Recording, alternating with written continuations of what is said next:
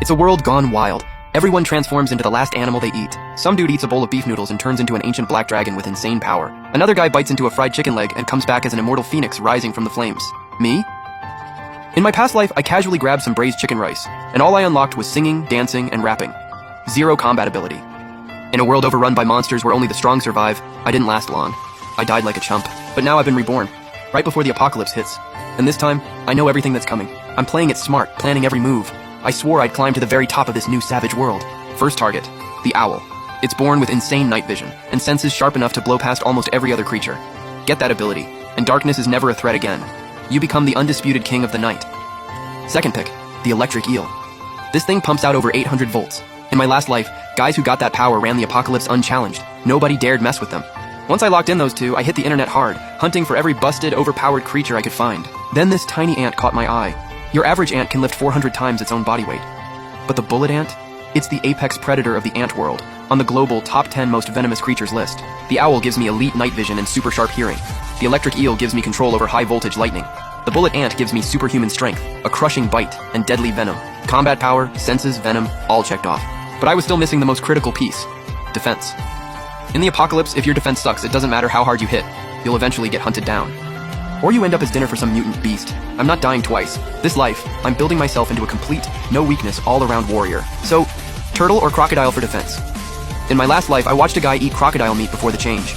After his transformation, he was fully armored in croc scales, strength, bite force, and physical defense all through the roof. Someone in the comments suggested the armadillo, shell harder than natural body armor, can straight up deflect regular bullets.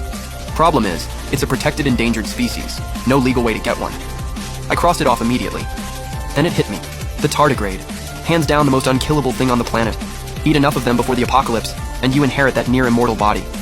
These things can survive as long as the sun burns. Extreme heat, extreme cold, crushing pressure, nothing kills them. You could throw one into outer space, hit it with nuclear radiation, and as long as it's not at ground zero, it walks away without a scratch. Best of all, tardigrades are literally everywhere. Damp soil, moss, water films. They're the easiest broken ability to obtain. But here's the problem. How do you actually kill something that even space can't kill? I went deep on research and finally found its weakness. Tardigrades are transparent. When conditions get rough, they dehydrate and curl into a barrel shape. Scientists have blasted them with 150 degrees C heat and 200 degrees C cold. They still revive once the temperature normalizes. Nuclear bomb level radiation, 6 times the pressure of the Mariana Trench, still can't kill them. But they do have a weak spot. 15 minutes under a UV sterilization lamp finishes them off completely, dead within 24 hours. High temperature steam and open flame work too. With all the key intel locked in, I started moving fast. 3 days until the apocalypse. I had to secure my transformation ingredients before time ran out. First, I ordered a microscope and a UV sterilization lamp online. UV is the cleanest method, no risk of losing those microscopic little bodies. The town I lived in was surrounded by farmland and forest, moss growing everywhere, perfect habitat for tardigrades. I headed into the hills and collected as much moss and lichen as I could carry, then went home to start sorting.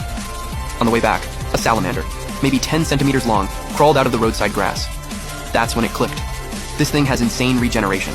Limbs cut off, grows them right back. I jumped online to confirm, and yep, unlimited regeneration, crazy vitality. I was hyped. The tardigrade's immortal body combined with the salamander's regeneration. Stack those two abilities and I'm basically unkillable in the apocalypse.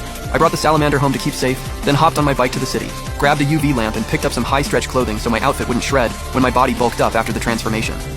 At the same time, I DM'd every exotic animal breeder I could find on short-form video platforms, offering top dollar for an owl, an electric eel, and bullet ants.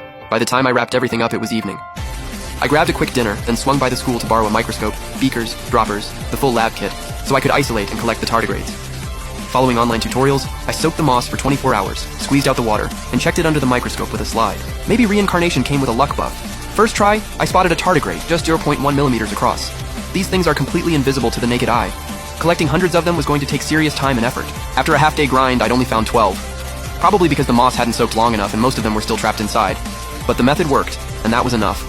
I wasn't about to sink all my time into just tardigrade hunting. Right then, my phone buzzed. Joe Jiming, a breeder with hundreds of thousands of followers known for his ant content, had replied to my DM. Next morning, I checked on the salamander first. Still alive and active, no need to refrigerate it yet. Then I headed out to meet Joe Jiming at his private breeding facility. The place was lined wall to wall with tanks full of rare exotic insects. In the corner, right where I needed it, sat a colony of bullet ants. Joe clearly loved them. Even dead specimens were carefully preserved as display pieces. I told him straight up, 50 live bullet ants plus some dead ones. Transferred the money on the spot, no negotiation. Joe was kicking himself for not charging more, and honestly couldn't figure out why I'd want dead bugs too.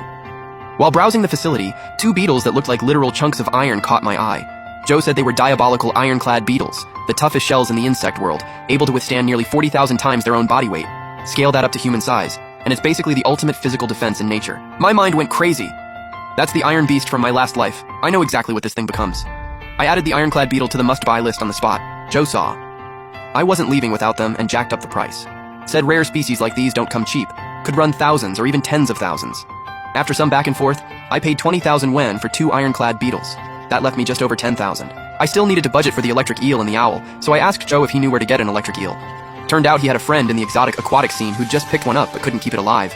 The eel was fading fast. The seller heard someone was willing to pay big and quoted 5,000. Joe flipped it to me for 10,000. Time was running out. I didn't bother haggling. Deal done. Joe laughed to himself, thought I was a fool with money to burn.